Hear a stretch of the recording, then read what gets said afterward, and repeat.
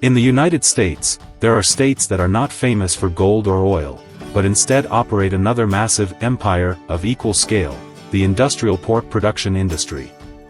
Iowa, Minnesota, and North Carolina each raise millions of pigs every year, forming a vast food production network that stretches across the entire country.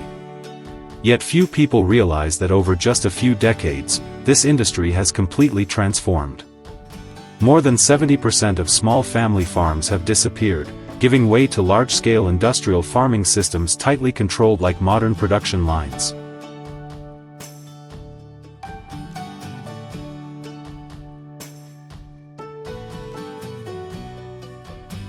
Today, almost every pig in the United States begins life in the same way, through artificial insemination. Less than 3% of breeding sows are still naturally mated. Genetic lines are carefully selected to produce pigs that grow quickly, remain healthy, and fit large-scale farming models. At around 7 months of age, sows are bred and enter a gestation period lasting nearly 4 months. Each litter can produce 10 to 11 piglets, but this is also the most vulnerable stage of their lives.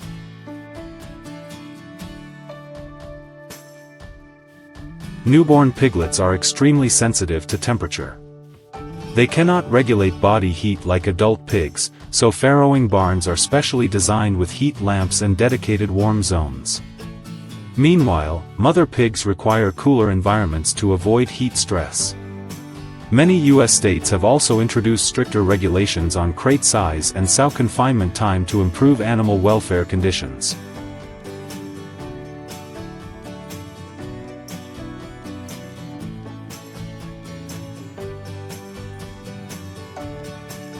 The first 3 weeks are critical for survival.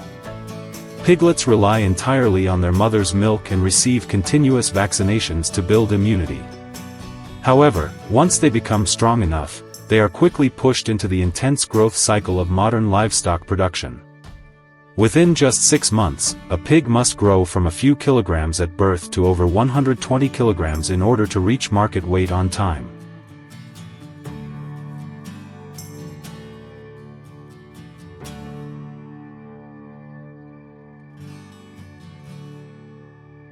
After weaning, piglets are transferred to specialized growing facilities. There, they learn to consume industrial feed, live in groups, and gain weight at near maximum efficiency. Every factor is precisely calculated: corn, soybean meal, vitamins, minerals, and daily water intake. Automated feeding systems can mix feed in exact ratios for each growth stage, optimizing costs and shortening production time.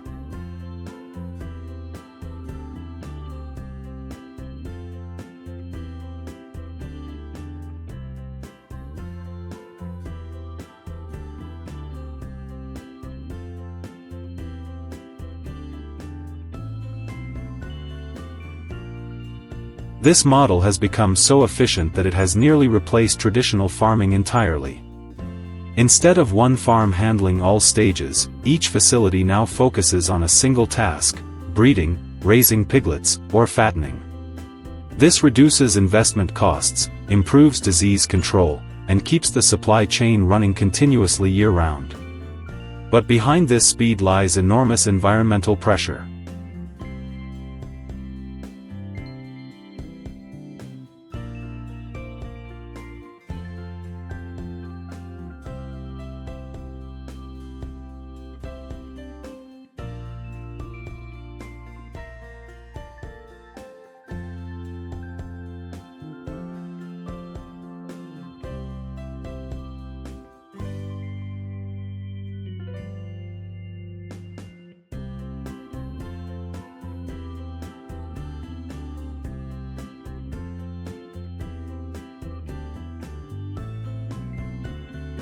A single farm with around 2,500 pigs can produce more than 80 tons of waste per day. For many communities living near concentrated livestock operations, odor, emissions, and water pollution have become long-term issues.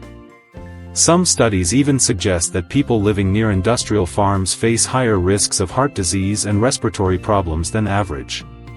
Nevertheless, The industry continues to expand due to its massive economic value and the hundreds of thousands of jobs it creates across the United States.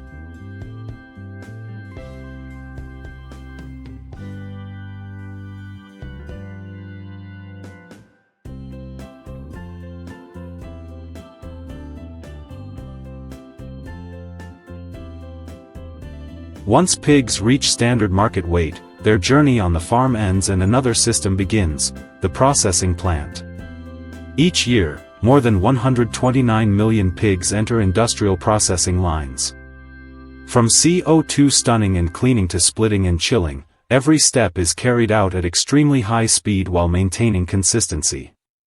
Cuts such as belly, shoulder, loin, and ham are precisely separated before being packaged and distributed to supermarkets worldwide.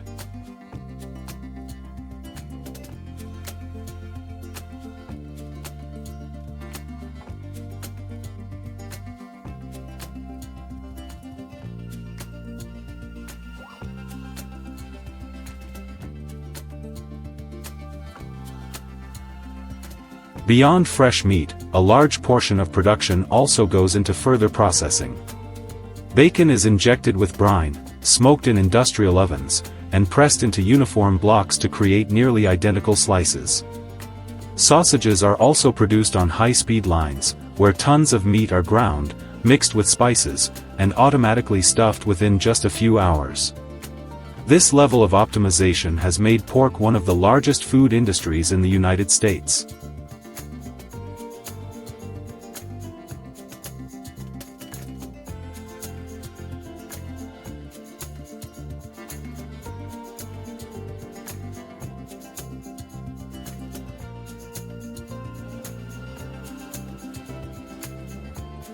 But the more advanced it becomes, the more questions this industry raises.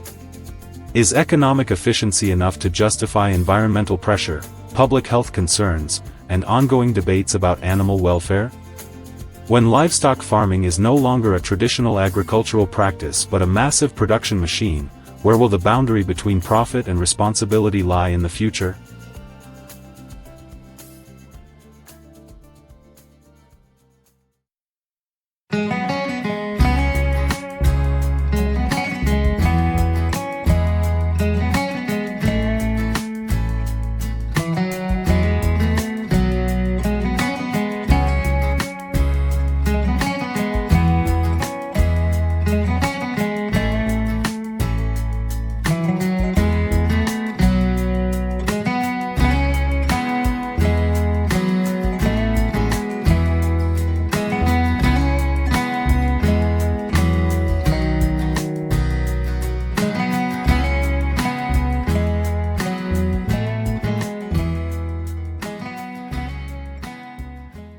Each year, the world harvests and farms over 220 million tons of seafood, with around 177 million tons used directly as food for humans.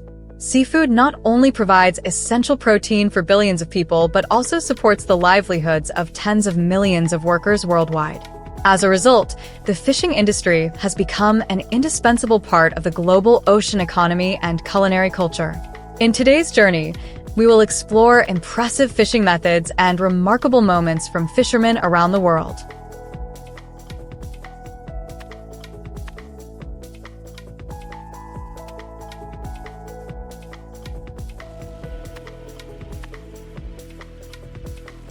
Our journey begins in Indonesia with a purse seine method for catching yellowfin tuna, a large-scale technique that requires significant investment and precise coordination. With modern equipment, vessels can locate schools of tuna from a distance. Once the target is identified, a smaller boat carrying the net quickly encircles the fish, while a helicopter above tracks their movement and adjusts the strategy in real time. Motorboats assist by driving the fish toward the center, preventing them from escaping. As the circle tightens, the main vessel hauls in the net, reducing the space to gather the entire school. These nets can stretch for kilometers and reach hundreds of feet deep, large enough to enclose massive groups. The fish are then lifted using specialized net bags and transferred into storage holds, ready for preservation and transport.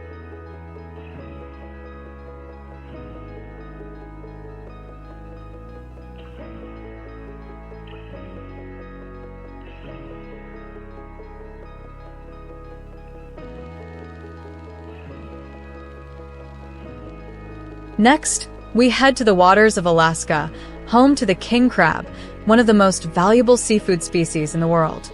Unlike tuna, king crabs live on the ocean floor, making pot traps the most effective method. Fishermen drop heavy metal cages into the sea and wait before using powerful hydraulic winches to pull them back up. Once opened, the crabs are sorted directly on deck.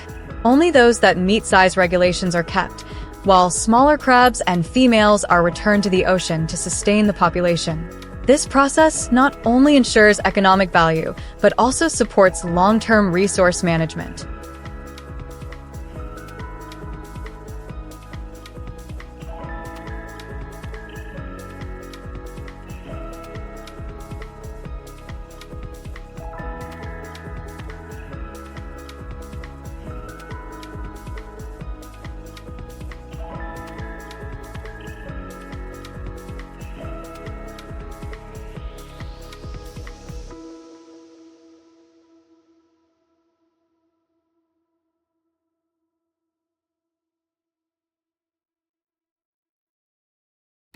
We now move to a more intense method, shark fishing.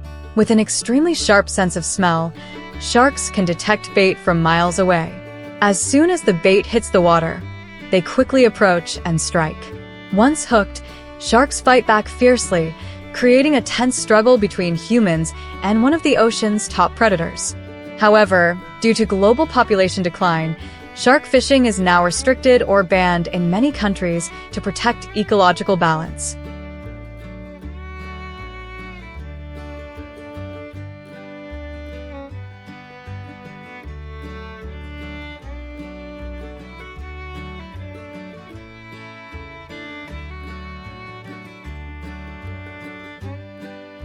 In the next part of the journey, we explore grouper fishing, a species known for its strength and aggression. Groupers typically live near the seabed, hiding among reefs and ambushing their prey. Fishermen use live bait to trigger their hunting instincts. Once hooked, groupers not only struggle violently, but also try to cling to the bottom, making them extremely difficult to reel in. This intense battle turns grouper fishing into a true test of both skill and endurance. After hours of persistence, landing such a fish becomes not only an economic reward, but also a hard-earned victory.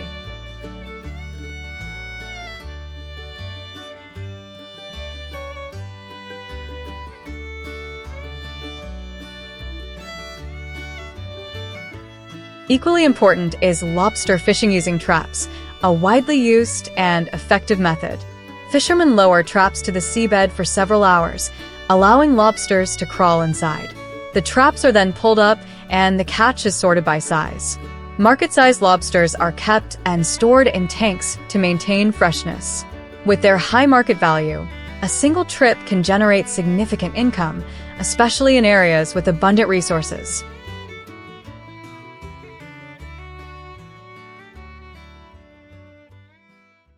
On a smaller scale, many fishermen still rely on traditional methods, diving to catch lobsters by hand with simple tools. Equipped with masks, fins, and breathing gear, divers descend to the ocean floor to search for lobsters hiding in rock crevices. When spotted, they use a metal hook to secure the catch. This method requires skill and breath control, as time underwater is limited. Each dive may yield only a modest number, but it offers greater precision and selectivity.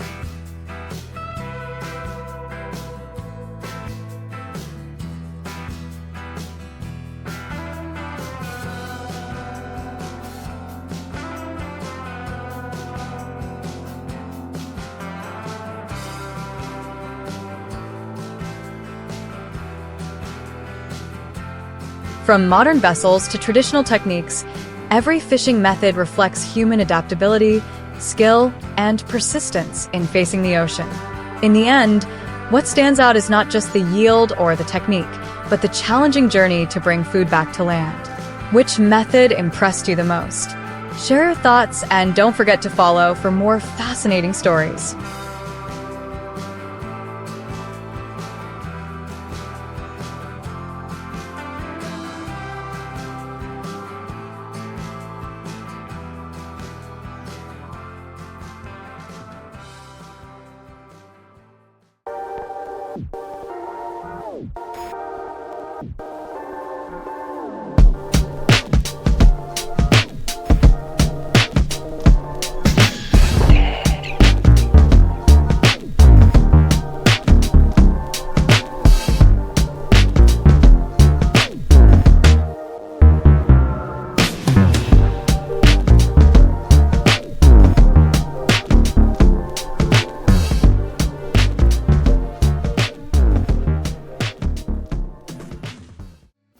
Why is crocodile leather considered one of the most luxurious materials in the fashion world? From exquisite handbags and handcrafted shoes to high-end accessories, every piece of crocodile leather carries a unique value. Its durability, distinctive scale patterns, and rarity have made it a symbol of elegance. But behind these luxury products lies a tightly organized farming and processing industry.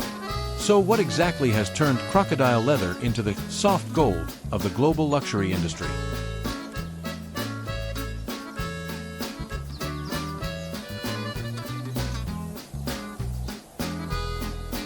Crocodiles are among the oldest reptiles still living on Earth. They appeared millions of years ago and have changed very little through evolution. With thick skin made of hard scales and one of the strongest bite forces in the animal kingdom, crocodiles are formidable predators in nature. Most of them live in freshwater habitats such as swamps, rivers, and lakes, where they can remain hidden beneath the water while waiting for prey.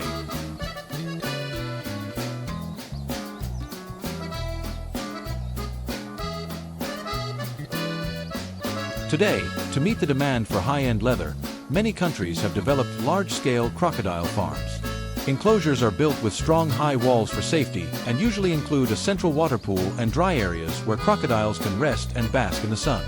The pools are typically 50 to 100 centimeters deep, allowing crocodiles to move easily and regulate body temperature. The enclosures are also divided by age groups, such as juveniles, adults, and breeding crocodiles, making management easier and reducing conflicts between individuals.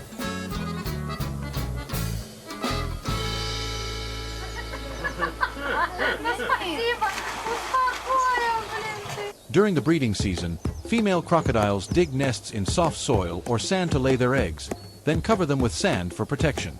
In the wild, the mother usually stays nearby to guard the nest, so collecting eggs on farms must be done very carefully, often early in the morning or at night when the mother is less active. After being removed from the nest, the eggs are cleaned of mucus and placed into incubation trays filled with sand or moisture-retaining materials. The incubation temperature is typically maintained between 29 and 34 degrees Celsius, and the eggs hatch after about 65 to 90 days. When the eggs begin to crack, farmers monitor closely and may assist the hatchlings if necessary to ensure they emerge safely.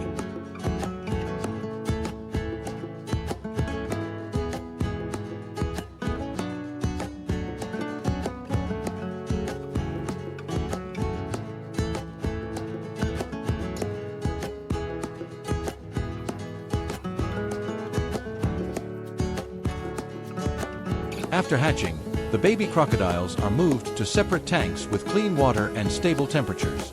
At first, they are fed small fish or minced meat to make digestion easier. This early stage is very important because the young crocodiles are still weak. As they grow, their diet gradually changes to larger foods such as chicken heads or fresh meat. Since growth rates differ, farmers usually separate crocodiles by size to prevent larger ones from overpowering smaller individuals.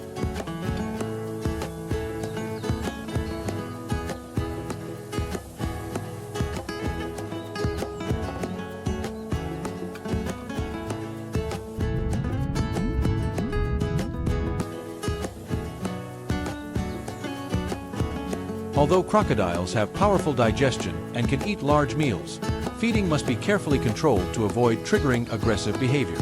After about 2 to 2.5 years of farming, crocodiles reach the appropriate size for harvest, when their skin has the best quality for the leather industry. In many modern farms, the handling process follows strict procedures to ensure worker safety and product quality.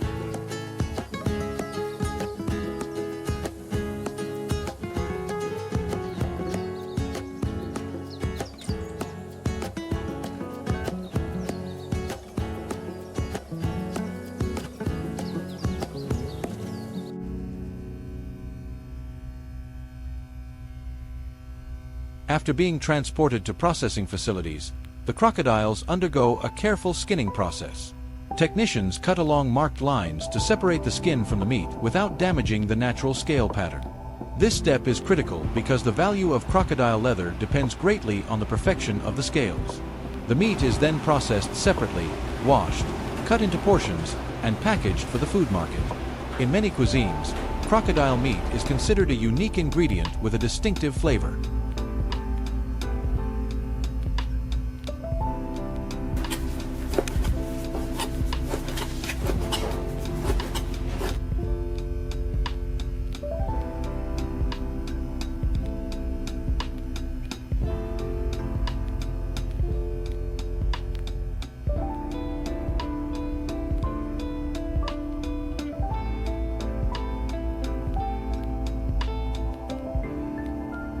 Meanwhile, crocodile skins go through a much more complex treatment process.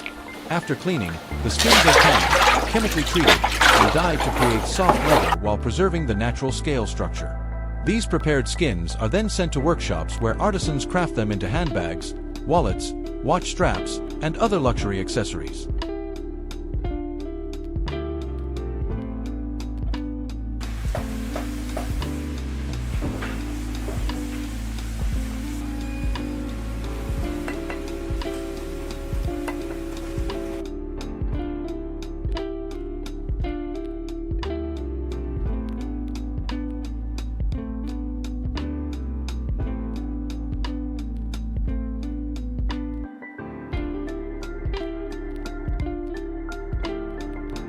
Each crocodile leather product goes through many meticulous handcrafted steps, from selecting the most beautiful scale sections to cutting and stitching.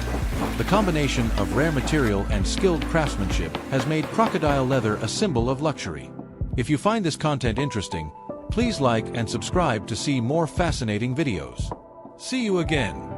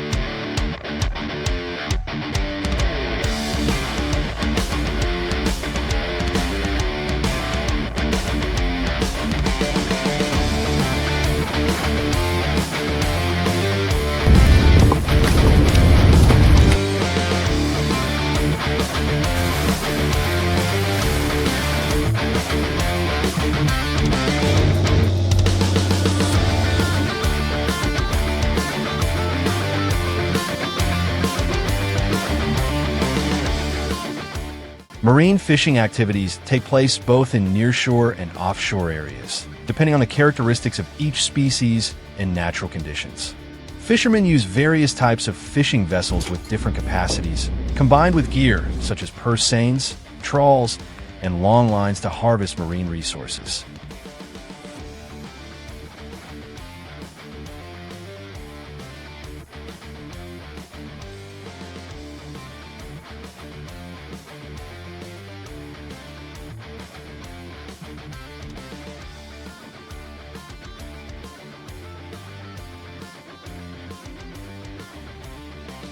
Throughout the process, monitoring weather conditions, wind direction, and ocean currents is essential to ensure safety. Seafood brought on board is usually chilled immediately with ice or refrigerated storage systems to reduce spoilage. When vessels return to port, the catch is preliminarily sorted before moving to further processing stages.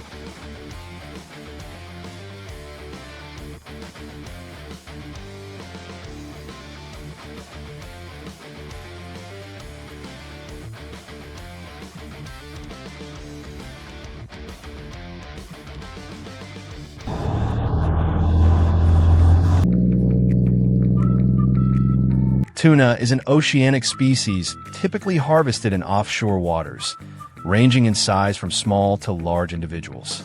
During fishing operations, fishermen often throw bait into the water to attract schools of tuna around the vessel. They then use rods or lines equipped with hooks to catch the fish directly.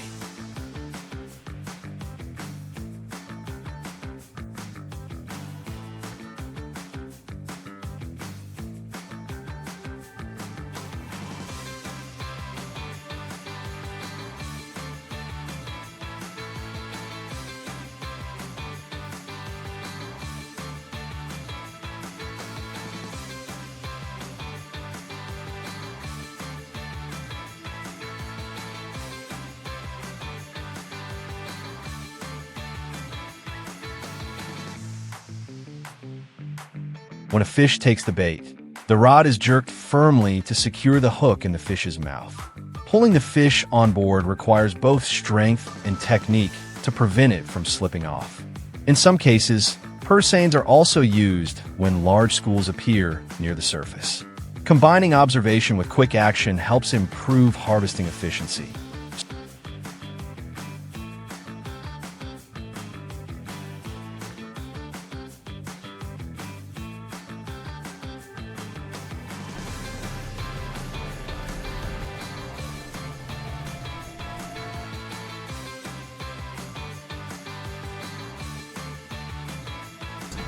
The amount is far smaller than with purse seine.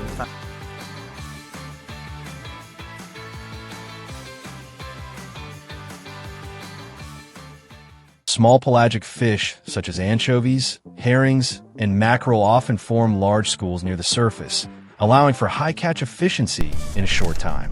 Fishermen use purse seines or trawls to surround and quickly gather the fish.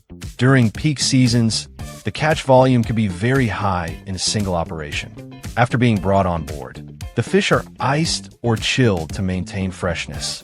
Some vessels may process or dry the fish immediately during transit. Upon landing, the fish are sorted by size and uniformity. Processing continues without interruption to prevent quality loss due to prolonged storage time.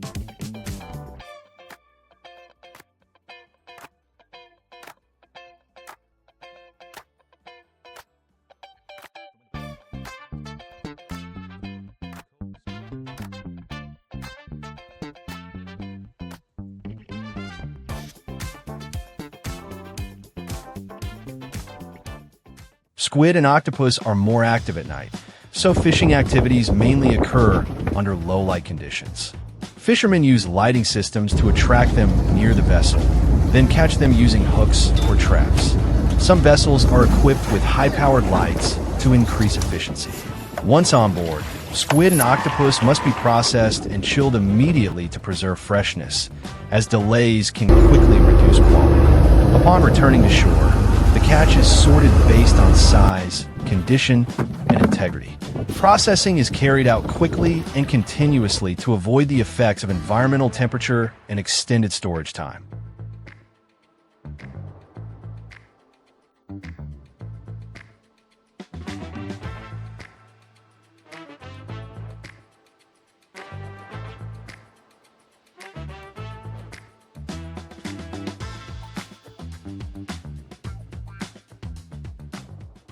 Crabs and swimming crabs typically inhabit seabeds or coastal areas with sandy or muddy substrates. Fishermen use traps or bottom nets, placing them underwater for a certain period. After the crabs enter the traps, they are collected when fishermen return to check them. This process may take several hours or overnight. After harvesting, the crabs are kept alive in seawater conditions or lightly chilled to reduce activity. Once ashore, they are sorted by size, weight, and condition. Smaller or unsuitable individuals are separated. Handling must be done carefully to minimize damage and loss.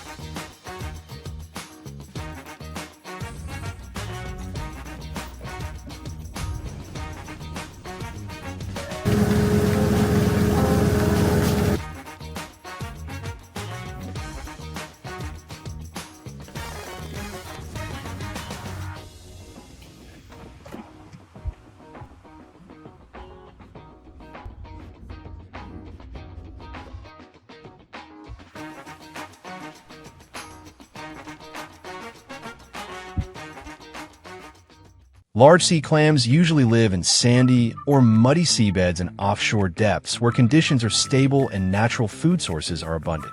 Harvesting is carried out using large-capacity vessels equipped with bottom trawls or specialized mechanical dredging systems to operate over wide areas. Once areas with high clam density are identified, vessels move along designated routes, dragging gear close to the seabed to collect them. During this process, clams are gathered together with sand and sediment. Adjusting vessel speed, depth, and towing direction is crucial for improving efficiency and ensuring stable yields.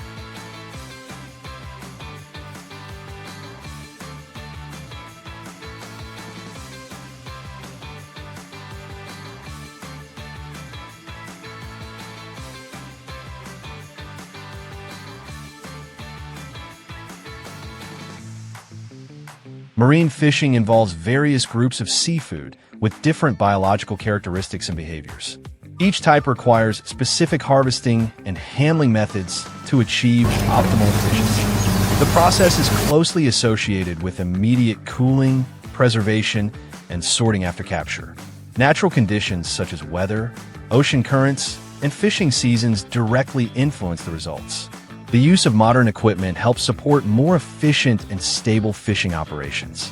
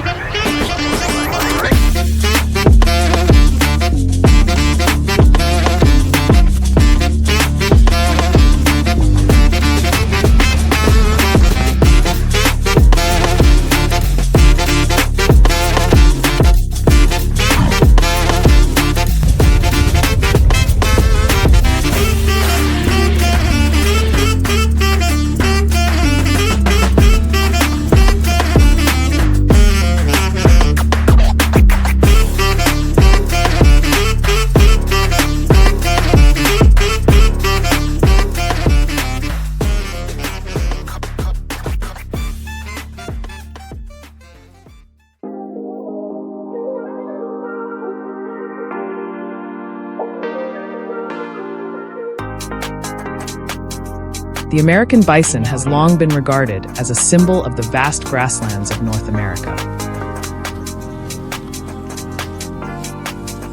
With its massive body, thick coat, and strong adaptability, this animal plays an important role in the natural ecosystem. It helps maintain vegetation, improve soil quality, and create balance within the surrounding environment. For many centuries, bison once existed in extremely large numbers before declining due to overexploitation. Today, the species is better protected and more effectively managed. At the same time, it is also utilized under controlled conditions to meet food demand. This creates a balance between wildlife conservation and modern economic development.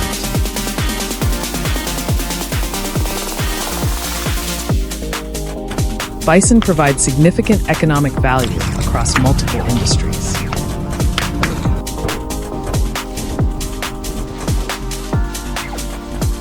Their meat is highly favored due to its high protein content, low fat levels, and suitability for modern healthy diets.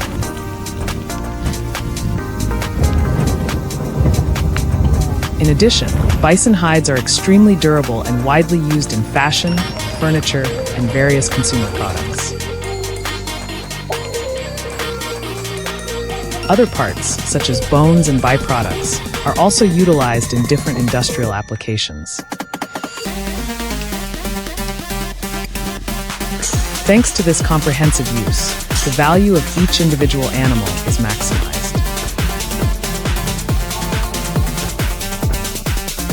This not only reduces waste, but also enhances overall economic efficiency.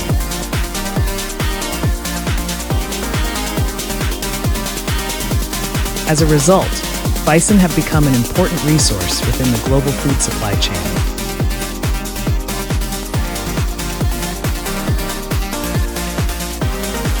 The biological characteristics of bison are clearly reflected in their large body size and well-developed muscular system.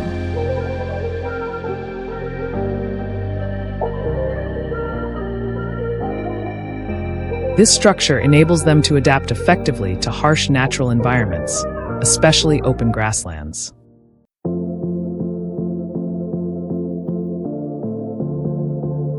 Their low fat content is one of the most notable features, indicating high mobility and endurance.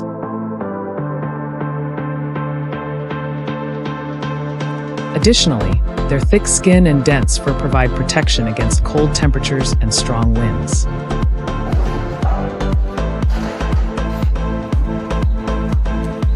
These factors not only determine survival capability, but also influence the practical value of the animal.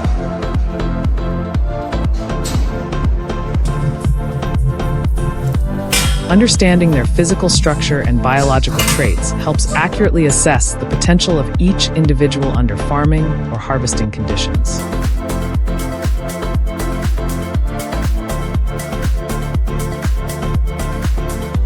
During the management and utilization process, classification plays an essential role in evaluating quality and development potential.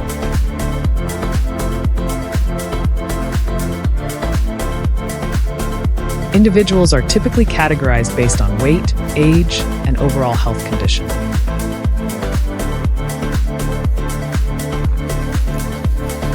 Those with greater body mass and strong physical condition are often considered more valuable. In addition, factors such as gender and growth rate are also taken into account for herd management purposes. Monitoring body weight helps determine growth performance and adaptability of each individual.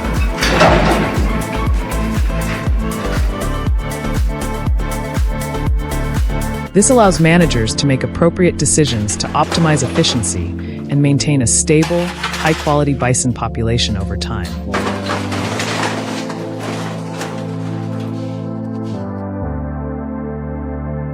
When entering the processing stage, the entire procedure is carried out under professional standards with strict control.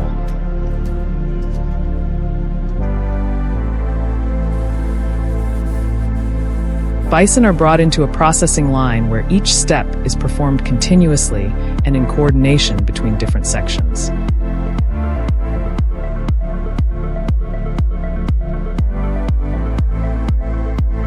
The primary goal at this stage is to ensure hygiene and preserve meat quality.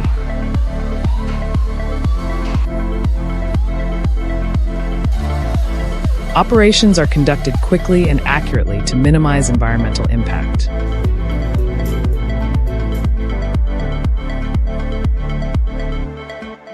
Although not going into technical detail, this stage remains a critical step that directly affects the final product quality throughout the entire production chain.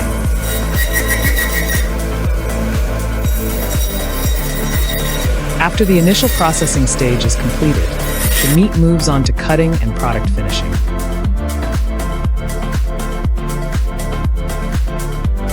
At this stage, the meat is divided into different portions to meet diverse consumer demands.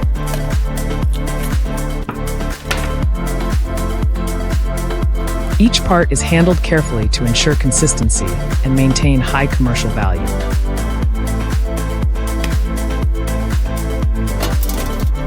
Immediately afterward, the meat is transferred into a cooling system to preserve freshness and limit bacterial growth.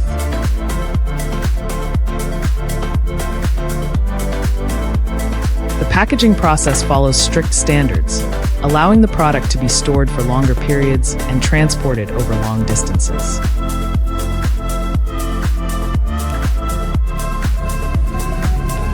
Thanks to cold chain logistics, bison meat can reach various markets around the world.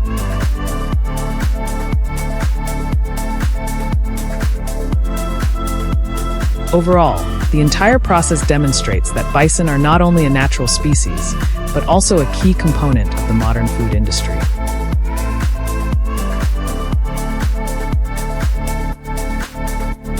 Scientific organization of harvesting and processing helps maximize value while ensuring product quality. This approach not only meets market demand, but also opens up sustainable development opportunities. In the future, bison may continue to play an important role in the global supply chain, meeting the growing and increasingly diverse consumption needs worldwide.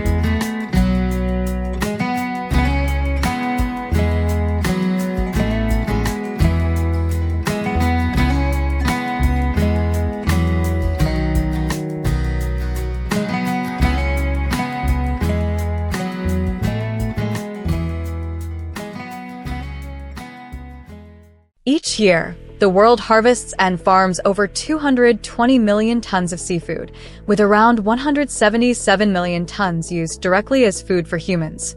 Seafood not only provides essential protein for billions of people, but also supports the livelihoods of tens of millions of workers worldwide. As a result, the fishing industry has become an indispensable part of the global ocean economy and culinary culture. In today's journey, we will explore impressive fishing methods and remarkable moments from fishermen around the world.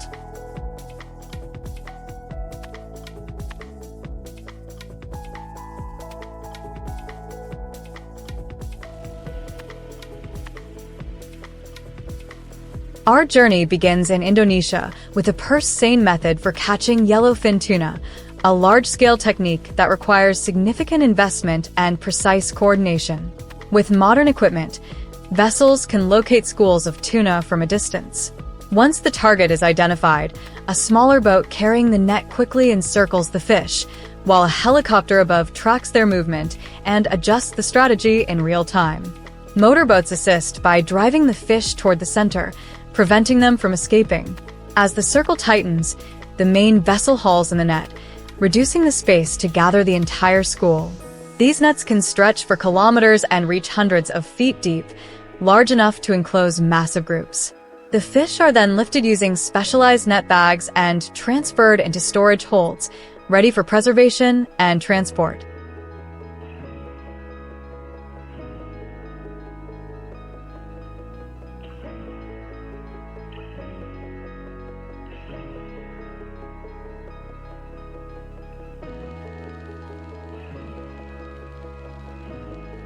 Next, we head to the waters of Alaska, home to the king crab, one of the most valuable seafood species in the world. Unlike tuna, king crabs live on the ocean floor, making pot traps the most effective method. Fishermen drop heavy metal cages into the sea and wait before using powerful hydraulic winches to pull them back up. Once opened, the crabs are sorted directly on deck. Only those that meet size regulations are kept, while smaller crabs and females are returned to the ocean to sustain the population. This process not only ensures economic value, but also supports long-term resource management.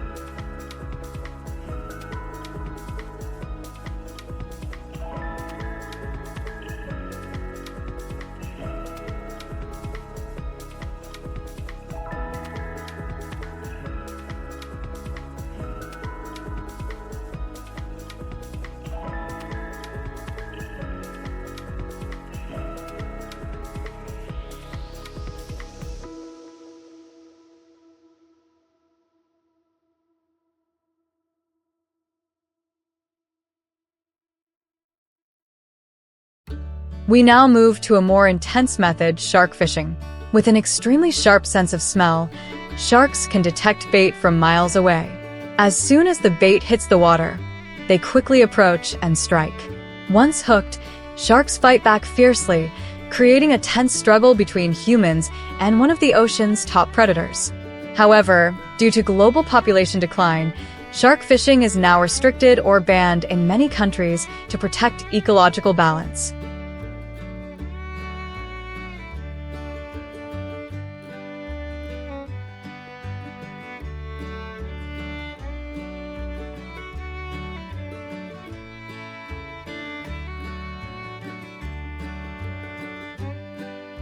In the next part of the journey, we explore grouper fishing, a species known for its strength and aggression.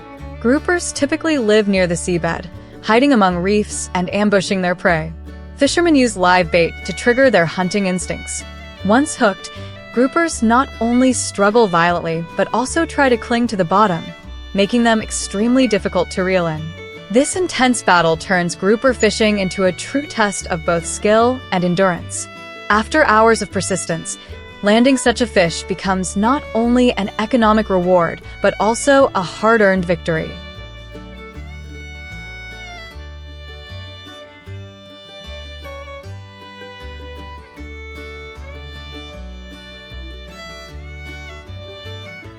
Equally important is lobster fishing using traps, a widely used and effective method.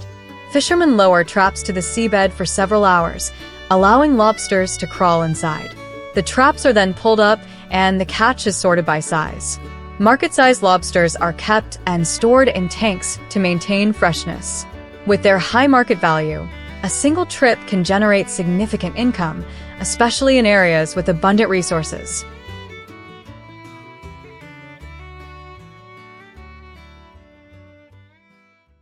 On a smaller scale, many fishermen still rely on traditional methods, diving to catch lobsters by hand with simple tools. Equipped with masks, fins, and breathing gear, divers descend to the ocean floor to search for lobsters hiding in rock crevices. When spotted, they use a metal hook to secure the catch. This method requires skill and breath control, as time underwater is limited. Each dive may yield only a modest number, but it offers greater precision and selectivity.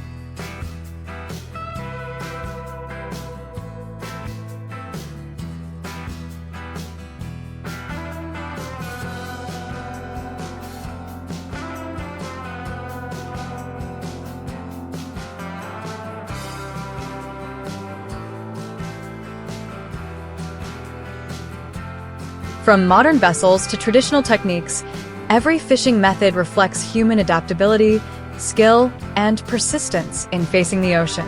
In the end, what stands out is not just the yield or the technique, but the challenging journey to bring food back to land. Which method impressed you the most? Share your thoughts and don't forget to follow for more fascinating stories.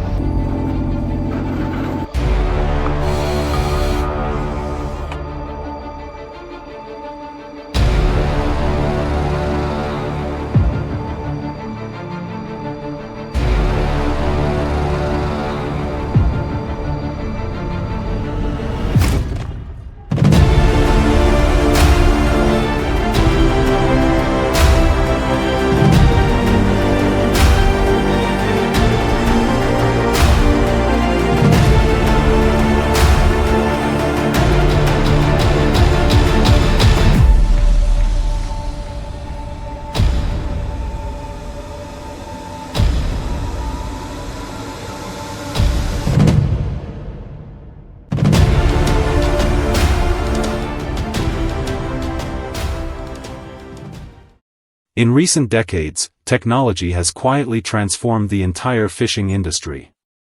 Modern vessels, precise navigation systems, and advanced preservation equipment have expanded human limits on the open ocean. But behind those impressive numbers lies a high-pressure journey, where every net cast, every line dropped is a gamble against nature. And that journey begins in the deep waters, where the most valuable seafood species remain hidden.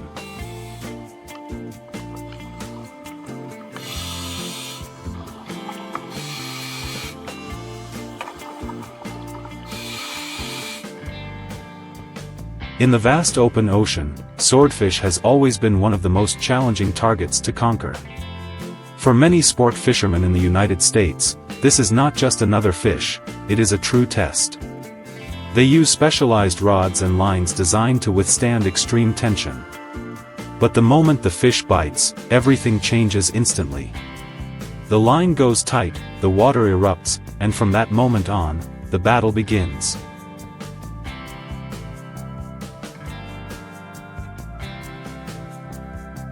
Swordfish are not only powerful, but also highly unpredictable.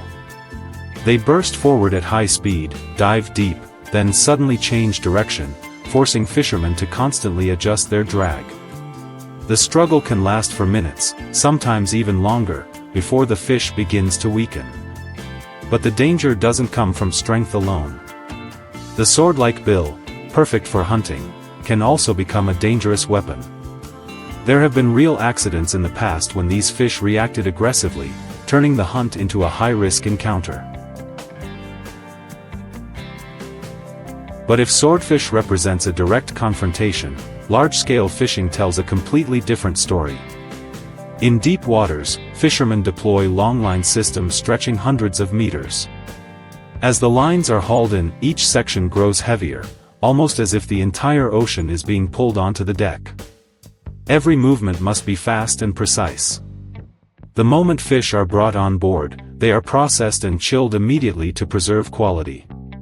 At this stage, speed is not just efficiency, it determines value.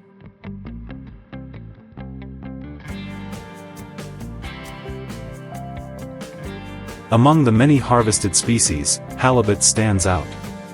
With annual catches reaching tens of thousands of tons, it has become a major supply source for global markets.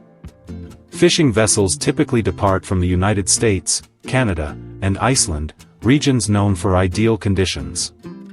Before each multi-day trip, tens of thousands of hooks are carefully prepared, along with modern refrigeration systems to ensure quality from the very moment of capture.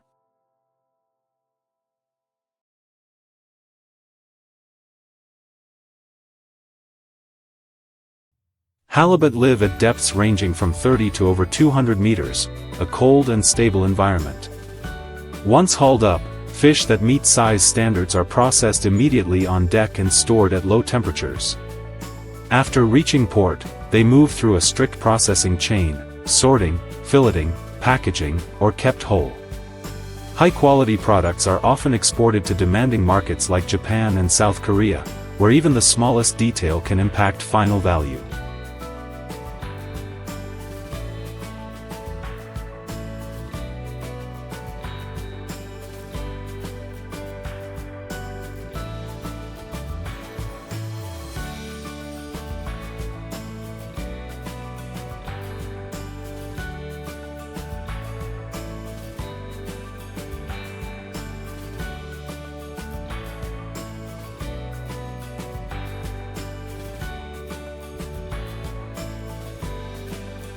If halibut represents scale, then Maine lobster is a symbol of selectivity and sustainability.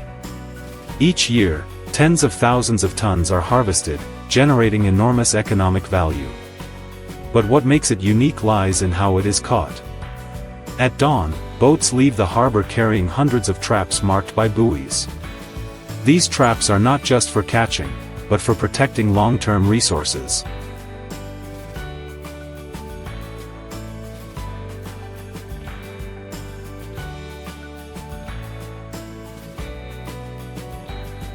After 1 to 2 days, the traps are hauled up. Lobsters that meet size requirements are kept, while smaller ones or those carrying eggs are released back into the ocean. This process ensures the population is not overexploited. Once back at port, lobsters are sorted, rapidly frozen at extremely low temperatures, or partially processed before export.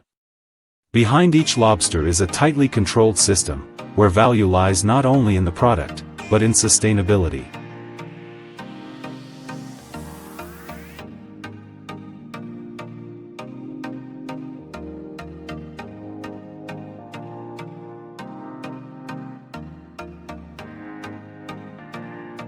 In another corner of the ocean, giant octopus presents a completely different challenge. Living among rocky crevices in deeper waters, they are known for intelligence and camouflage. Fishermen use specialized traps placed on the seabed and wait for hours. When pulled up, each octopus weighing dozens of kilograms is carefully selected, while smaller individuals are returned to the natural environment.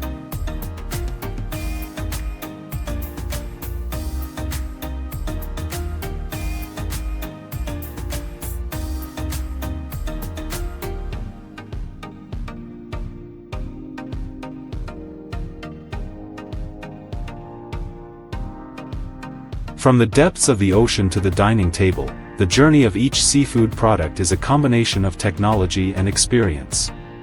But no matter how advanced the systems become, the human factor cannot be replaced.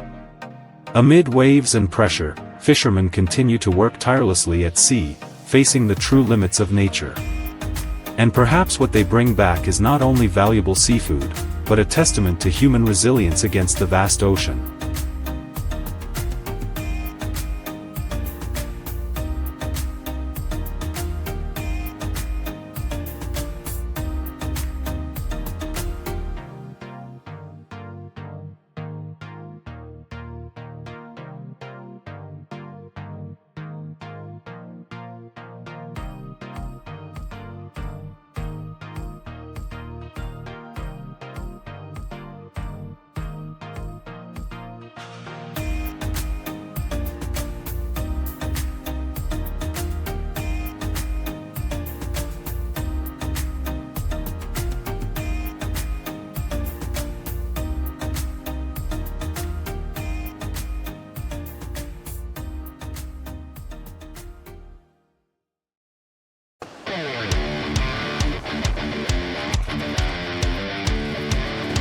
Rates.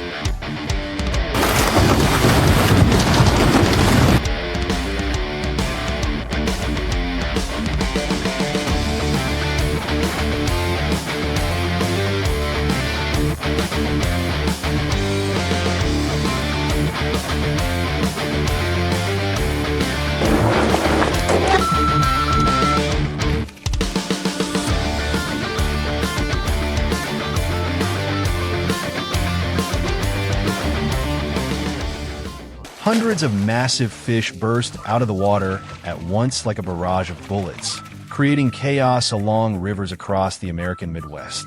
This isn't a natural phenomenon, but the result of an invasion that has been unfolding for decades.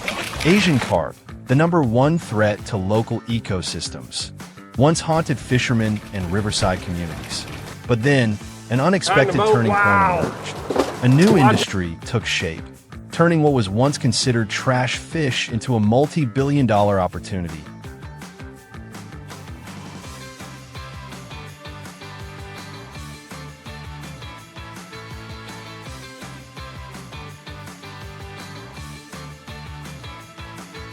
WY 2024, the industry had surpassed $10 billion in value and continues to grow.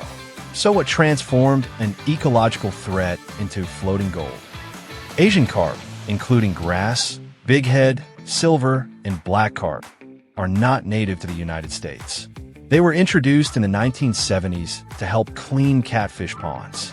But major floods broke containment barriers, sweeping them into large river systems and triggering an invasion that quickly spiraled out of control.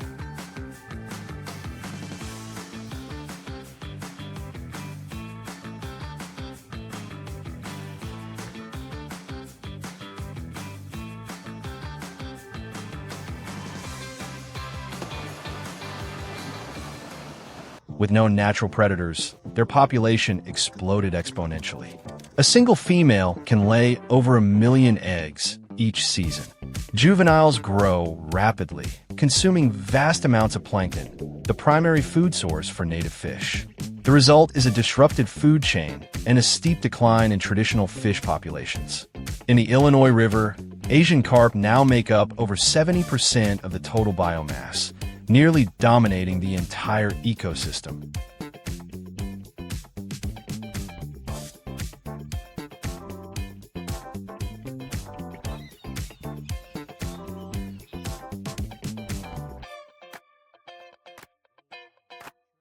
Beyond environmental damage, they pose direct physical danger.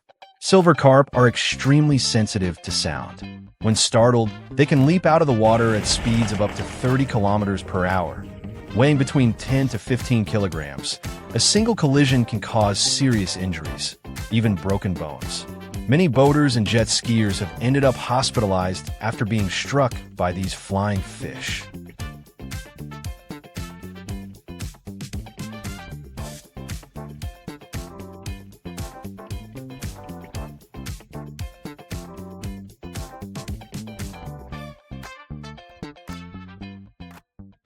Millions of dollars have been invested in electric barriers and large-scale harvesting efforts, yet their population continues to surge. As traditional methods fell short, a new approach emerged. If they can't be eliminated, why not turn them into a resource? At first, a few fishermen in Kentucky began catching and freezing carp for sale, but the U.S. market showed little interest. Everything changed when a Chinese company stepped in, offering to purchase large quantities of frozen carp under strict standards.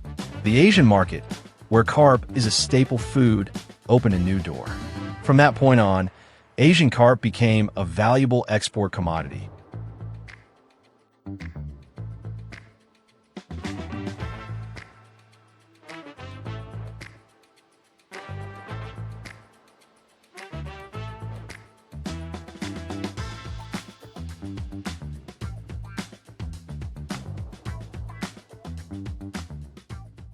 Along the Illinois River, a new industry has taken shape, harvesting invasive species. Boats ranging from 15 to 25 meters, equipped with advanced sonar systems, can pinpoint entire schools beneath the surface. The fishing method is simple yet highly effective. Massive nets are deployed to the riverbed, while sound-emitting devices behind the boats drive the fish into the enclosure. Within just a few hours, each trip can haul in 3 to 5 tons of fish. No bait, no rods required. In Kentucky, commercial carp harvests now exceed 6,000 tons annually. This activity not only reduces ecological pressure, but also creates jobs for hundreds of workers. Many fishermen who left the industry have returned after more than a decade. Some states even provide financial support, equipment, and guaranteed buyers to encourage participation. Fish that were once discarded are now professionally processed, sorted, weighed, flash frozen, and shipped like premium products. From enemy to asset, Asian carp are gradually becoming a managed and valuable resource.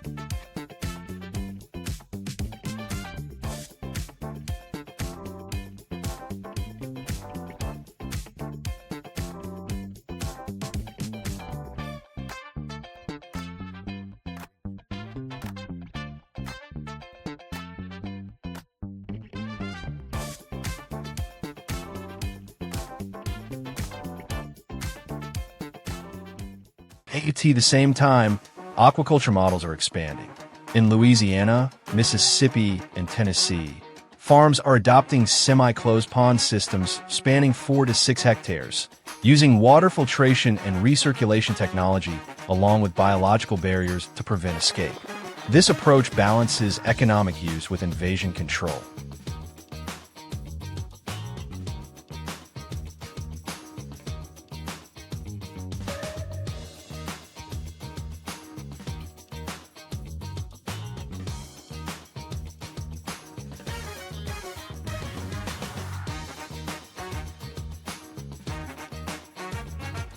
After harvesting, The fish are processed in facilities that meet U.S. Food and Drug Administration and hazard analysis and critical control point standards.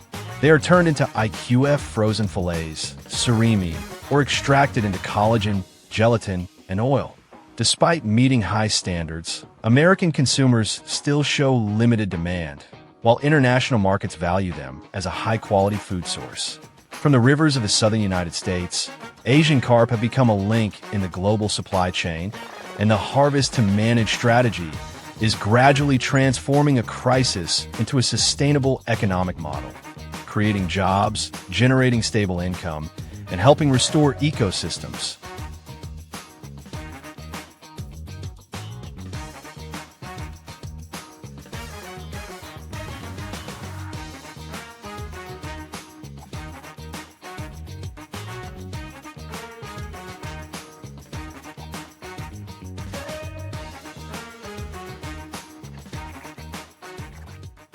From an ecological threat, Asian carp are being redefined. No longer just an enemy to be eradicated at all costs, they're becoming a resource that can be controlled, utilized, and balanced with nature.